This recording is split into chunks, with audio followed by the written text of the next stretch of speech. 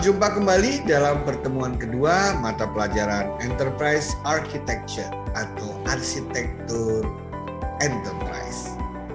Saudara-saudara sekalian, di dalam pertemuan pertama kita mulai dengan mengapa kita membutuhkan Enterprise Architecture. Maka dalam pertemuan ini kita akan fokus kepada apakah yang dimaksud dengan Enterprise Architecture, ya. Ini kan kata terdiri dari dua kata, yaitu enterprise dan architecture. Architecture pada dasarnya adalah bagaimana komponen-komponen antara dalam sebuah sistem itu saling berkomunikasi, berhubungan, ya, melalui berbagai relasi. Ya, jadi arsitektur itu sering dideskripsikan sebagai hubungan keterkaitan antara komponen yang semuanya saling terorganisasi dan terintegrasi. Itulah arsitektur. Ya, seperti arsitektur rumah, kumpulan dari komponen-komponen yang saling terintegrasi. Ada komponen struktur, ya, ada komponen landasannya, ada komponen atapnya, ada komponen jendelanya, kemudian terbagi lagi komponen ruangan-ruangannya dan lain sebagainya. Dan semua itu kita lihat sebagai sebuah kesatuan sistem, mana komponen tersebut diorganisasikan sedemikian rupa supaya kokoh, handal, dan kuat. Itulah arsitektur.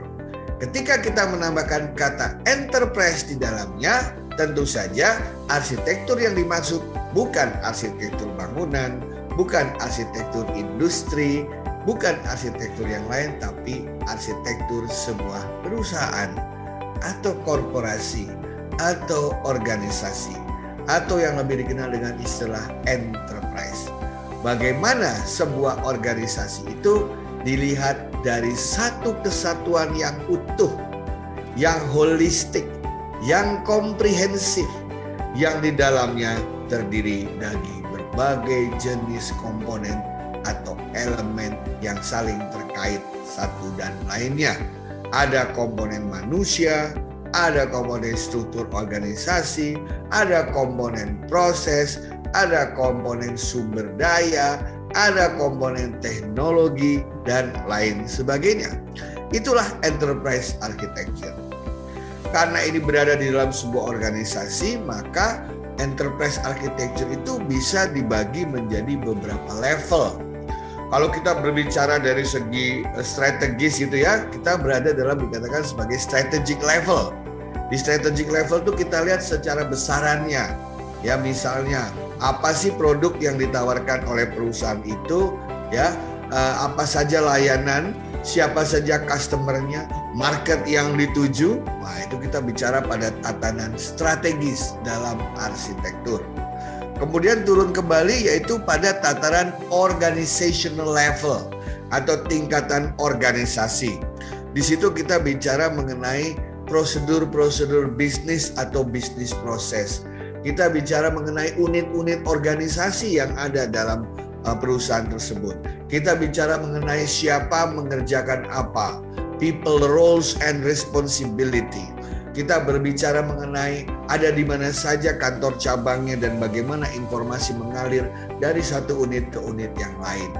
Kerjasama antara unit-unit itu kita namakan berada pada tataran organization level. Kita turun lagi ke level yang lebih dalam lagi yaitu integration level. Nah, dalam integration level inilah maka berbagai elemen mulai disambung-sambung atau saling memiliki relasi. Misalnya kalau kita bilang layanan bisnis apa sih yang tersedia di dalam perusahaan itu? Bagaimana proses penciptaan produk atau jasanya? Pasti di situ akan terjadi aliran sumber daya, ada aliran keputusan, ada aliran uang, ya, ada aliran permintaan, ada aliran informasi, ada aliran layanan dari satu tempat ke tempat yang lain dan semuanya itu saling berkomunikasi. Itulah layer ketiga yang namanya integration level.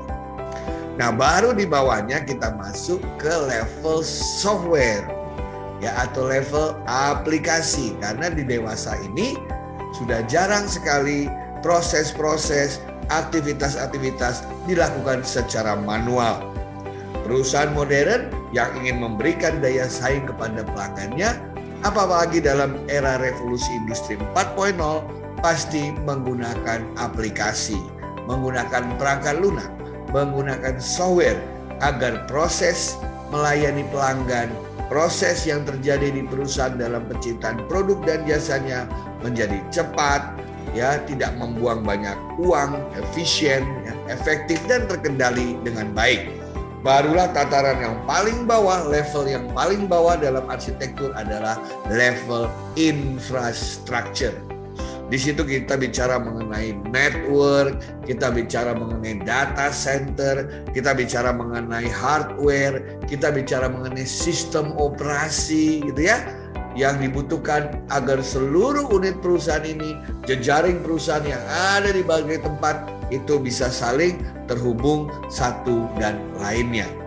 Nah, arsitektur tadi itu sebenarnya dibuat sedemikian rupa, seefektif mungkin, seefisien mungkin. Mengapa? Karena pada tujuan akhirnya adalah enterprise architecture itu distrukturkan sedemikian rupa, diorganisasikan sedemikian rupa, sehingga bisa memberikan manfaat atau value kepada bisnis.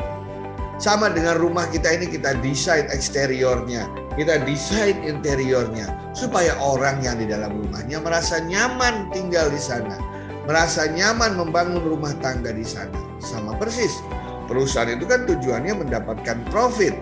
Berarti distrukturkan semuanya itu agar revenue yang diperoleh nanti juga baik, dan cost atau biaya yang dikeluarkan juga bisa terkendali, sehingga mereka menghasilkan profit sebagaimana sudah diinginkan.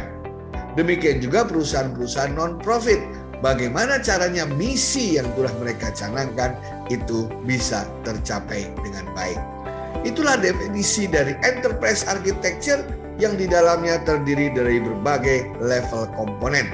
Dari yang sangat strategik sampai yang paling technical. Enterprise architecture adalah hubungan keterkaitan antara komponen, elemen, satu dan lainnya secara komprehensif dalam tataran organisasi yang rapi, terstruktur. Terima kasih.